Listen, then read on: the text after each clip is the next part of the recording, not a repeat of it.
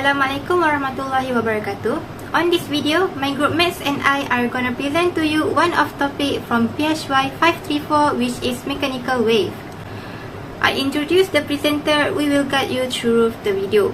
Me, Siti Zulaikha binti Malikumuzaffar, and my two group mates, Nurul Izzati Mahfuzah binti Rosdi and Nurfarhana Ezzaty binti Sulaiman. We are from AS 2031A. Okay, what is mechanical wave? Mechanical wave is a wave that is an oscillation of matter and is responsible for the transfer of energy through a medium. The distance of the wave propagation is limited by the medium of transmission. In this case, the oscillating material moves about a fixed point, and there is very little translational motion. Mechanical wave can be encountered constantly and exists only within a material medium. Example of mechanical wave is water wave, sound wave, and seismic wave. Transverse wave. Waves are disturbance in a medium like water or air where energy is transferred. Transverse wave is a disturbance in which particles' motion is perpendicular to the direction the wave is moving. The perpendicular motion of the wave is caused by a disturbance that is 90 degrees to the direction the wave is traveling. A model of this motion is when you give at one end a single up and down jack, and the string moves up and then down as you move your hand up and down in continuous simple harmonic motion. In this motion, a continuous wave travels along the string at velocity. Example motion of transverse wave is when a guitar string is plucked and oscillates back and forth. Longitudinal wave. Longitudinal wave is a wave where the displacement of the medium is in the same direction as the direction of the travel of the wave. Longitudinal wave causes the medium to move parallel to the direction of the wave. The motion is said to be longitudinal, and the wave is a longitudinal wave. The example of longitudinal wave is in sound wave. This is the difference between transverse wave and longitudinal wave.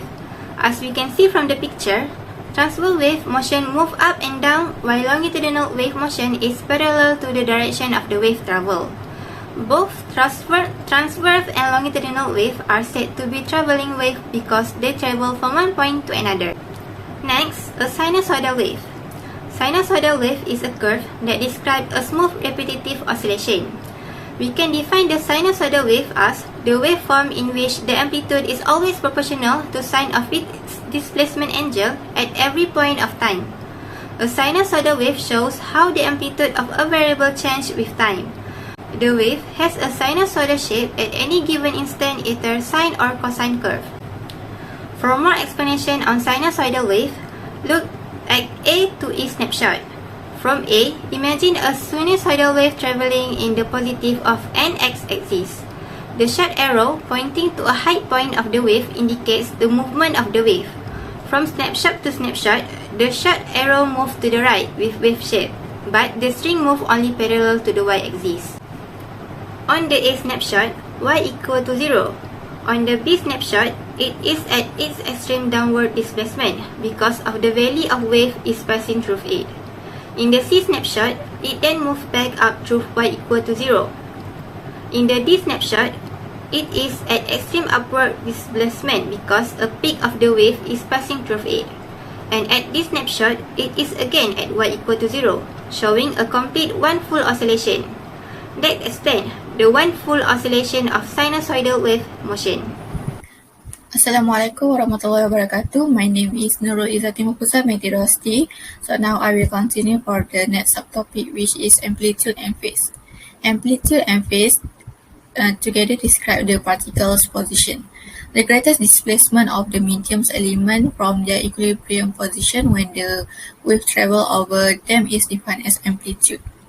A wave phase represents the state of motion when it passes through an element at a certain position, and the phase varies linearly with time. The science argument Ks minus omega t is the phase of the wave. So the sine function and the wave time dependent phase correspond to the oscillation of a string element. Next is wavelength and angular wave number. The term wavelength means the length of the wave, the minimum distance between two consecutive points in the same pace of wave motion is known as the wavelength. At the initial time where t equal to 0, the equation is y equal to y sin kx. And when x equal to x plus lambda, the equation is y sin kx equal to y sin kx plus lambda. Next, k is the angular wave number. It describes the number of wavelength per unit distance. So the equation for angular wave number is k equal to 2 pi over lambda. Next is period, angular frequency, and frequency. Period t is the time taken through one complete oscillation. Y equal to y sin negative omega t.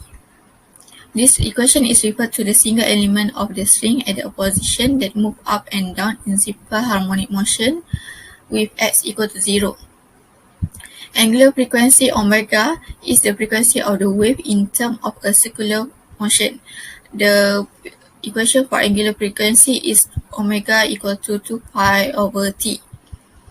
Frequency f is the number of oscillations per unit of time. The frequency of a wave is also defined as 1 over t and it is related to the angular frequency. So the equation for the frequency is f equal to 1 over t equal to omega over 2 pi. Next is phase constant. The initial phase constant is defined as the phase under initial condition where t equal to 0. The phase constant is a maximum positive value when x equal to 0 and the displacement is y equal to 0. We can generalize the equation by inserting a phase constant in the wave equation. So the equation is y equal to y sin kx minus omega t plus phase constant.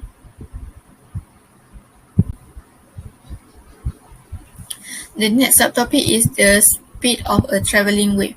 The distance traveled by a wave in the direction of propagation per unit of time is referred to as its wave speed. Wave propagation always occurs along the positive direction of the x-axis. It is represented by the wave speed. Because the waveform keeps its displacement as it moves, this is only possible when the argument is constant. It is important to note that while this argument remains constant, x and t change. In reality, when t increases, x must increase as well in order for the argument to remain constant. So this shows that the wave pattern is traveling in the direction of x.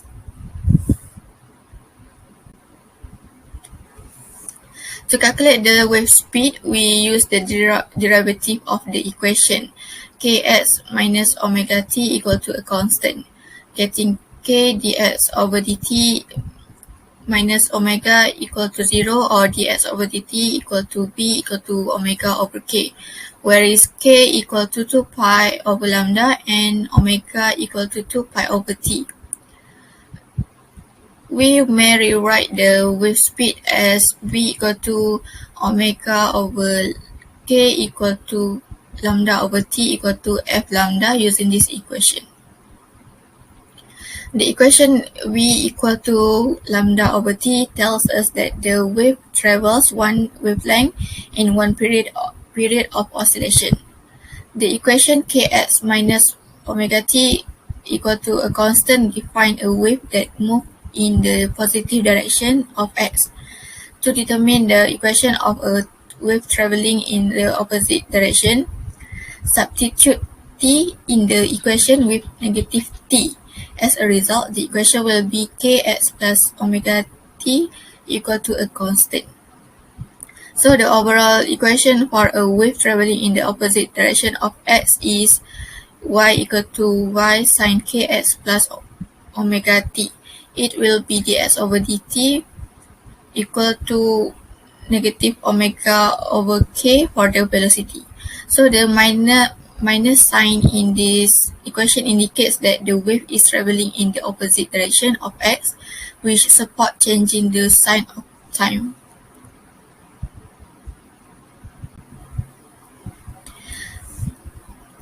The next subtopic is wave speed on a stretched string. The speed of a wave depends on the characteristic of the medium, such as air, water, or a string. It will cause the medium's particles to vibrate as it passes, requiring mass and elasticity. The speed of the wave is determined by its mass and elasticity. That dependency is discovered through the dimensional analysis and derivation from Newton's second law. The dimensions of all physical quantities that enter a particular situation are evaluated to determine the amount produced. In this situation, mass and elasticity determine a speed with the dimension of length divided by time, V equal to L over T. The mass of a string element is defined as the mass of the string divided by the length of the string. So mu equal to m over L.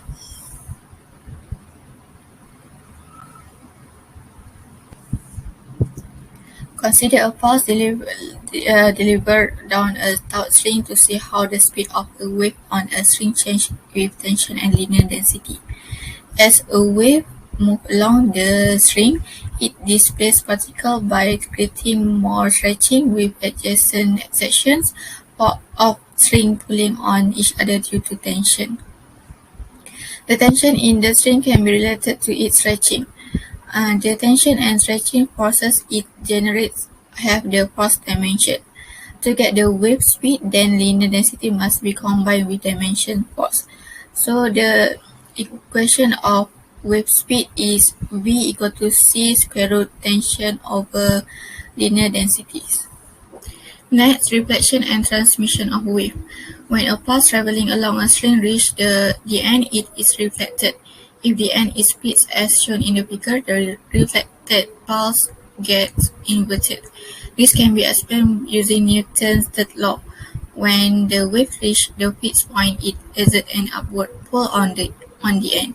According to Newton's third law, the fixed point exerts an equal and opposite force downward on the string. The result is an inverted pulse. On the other hand, if the end of the string is free to move vertically, the pulse overshoots to an amplitude twice the normal amount, and the reflected pulse is not inverted. When a wave encounters a boundary between a light string and a heavy string, it undergoes partial reflection and transmission. The heavier the second section of the cord, the less the energy that is transmitted. So this is the reflection of a two-dimensional plane wave. The angle that the incoming or incident wave makes with the reflecting surface is equal to the angle made by the reflected wave. This is the law of reflection where the angle of reflection equals the angle of incidence. Now, we have been learning how mechanical waves propagate along a medium, but what happens when two waves meet while propagating along in the same medium? When raindrops fall into the water, they create tiny waves that spread out in all directions away from the drops. What happens when the waves from two different raindrops meet? They interfere with each other. This phenomenon called interference. Most interesting mechanical waves is interference, where it occurs when two or more waves overlap while traveling in the same region. The wave's interference resulted the total of amplitude from each individual wave.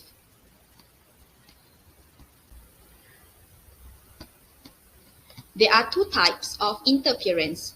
The first one is the constructive interference, where two individual waves pulses with the same x amplitude as these two waves traveling and meet towards each other. Hence, the resultant wave's amplitude will be added into twice during the complete overlap. The waves then will keep traveling in their original direction where they are moving. The characteristics of the individual waves will be maintained before and after the interference. Two interfering waves with the same frequency and vibrate at the same rate where peaks meet peaks, valleys meet valleys. The resultant wave has higher amplitude than the individual waves. On the other hand, destructive interference occurs When two individual pulses with the amplitudes of x and negative x traveling towards each other, and then the two waves meet with each other where one is at the peak and one is at the valley.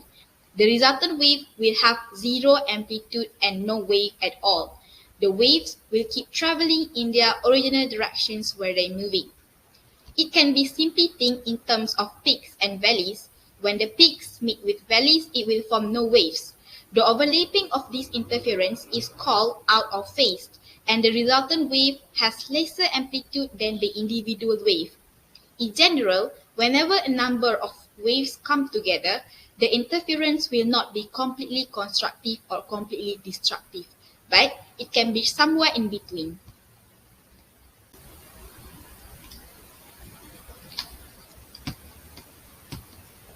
For mechanical waves, the principle of superposition states that if two or more traveling waves combine at the same point, the resulting position of the mass element of the medium at that point is the algebraic sum of the position due to the individual waves.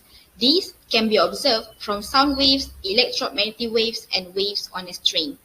Waves that perform with the principle of superposition is called as linear waves, and wave that doesn't perform with the principle of superposition is called as non-linear waves. In this case, we want to look at the linear waves, which commonly known as sinusoidal waves. Waves also can be represented using the equations from mathematical terms to resulting waves. What is standing wave? Standing wave is two sinusoidal waves travel in the opposite direction along a stretched string with the same amplitude and wavelength. The interference will produce standing waves. The standing waves do not move, rather, they just vibrate in place. Standing wave patterns are characterized by certain fixed points along the medium which undergo no displacement. The fixed points that occur at the specific positions on the standing waves called nodes. Nodes are points of no motion in standing waves. Thus, the nodes has zero amplitude, while antinodes is the location of maximum amplitude of standing waves. The result of interference that produce standing wave cause the nodes along the medium to be standing still while the antinodes vibrate back and forth due to the crest, mid-crest, and trough, mid-troughs. Standing waves of many different wavelengths can be produced on a string with two fixed ends, as long as an integral number of half wavelength fits into the length of the string. Each wavelength relates to the specific frequency known as harmonic. Wavelength and frequency are related through the formula of V is equal to F lambda. If the frequency increases, the wavelength will increase and vice versa, but neither will change the velocity. Transverse standing wave can only have specific frequency for a string of a specific length. The fundamental frequency or first harmonic of a standing wave is the lowest frequency of vibration. Only half of wavelength fits into the length of the string. The second lowest frequency that could vibrate is known as the second harmonic, with two half wavelengths could fit into the length of the string. The third lowest frequency is known as the third harmonic, with three half wavelengths, and it doesn't stop there, it goes on.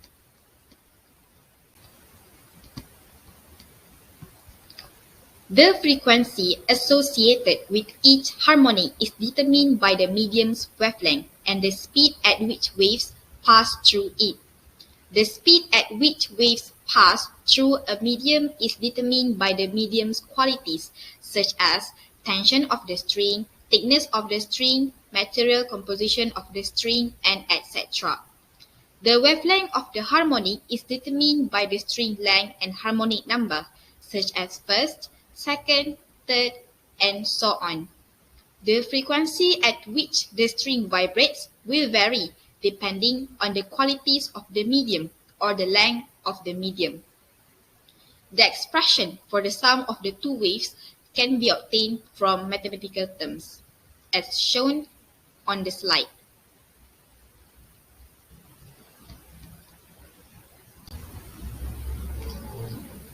Standing waves are always associated with resonance. There are infinite number of harmonics for this system, but the whole number of half wavelengths is always present no matter how many times medium is divided, such as 1/2 lambda for the first harmonic, 1 lambda for the second harmonic, and 3/2 lambda for the third harmonic. Frequency is also related since frequency is inversely proportional to the wavelength. The frequencies of the harmonics are whole number multiples of the fundamental frequency.